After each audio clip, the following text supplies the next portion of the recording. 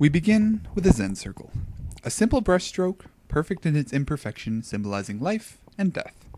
You know, that whole circle of life thing, that image from the classic movie we all adore. When we die, our bodies become the grass, and the antelope eat the...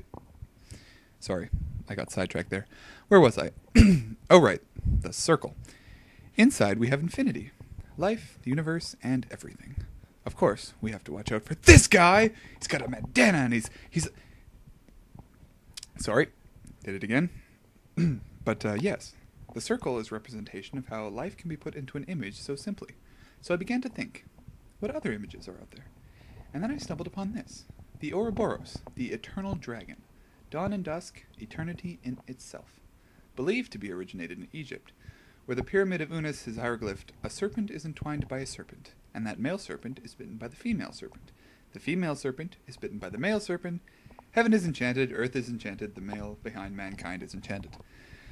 Well, it's come a long way since then. It's even wound its way into modern culture, such as the Ouroboros tattoo featured in a popular anime, Full Metal Alchemist. A stunning tattoo idea, if I do say so myself, which I do, but I digress. I even managed to find this little guy in my research, the armadillo lizard.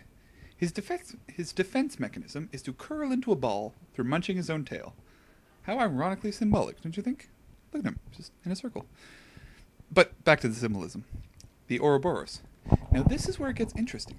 Carl Jung, the father of Jungian psychology, compared the Ouroboros to the human psyche.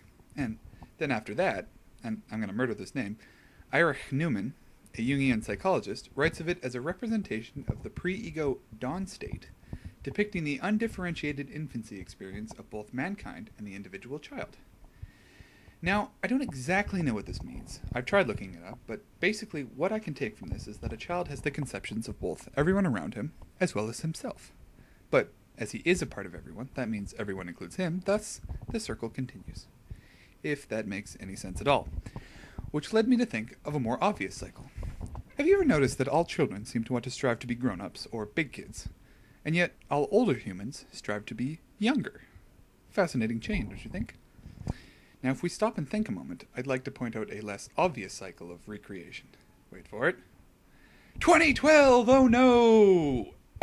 Now, if you think about that, just because a calendar decides to end, does that really mean the world is about to end? No.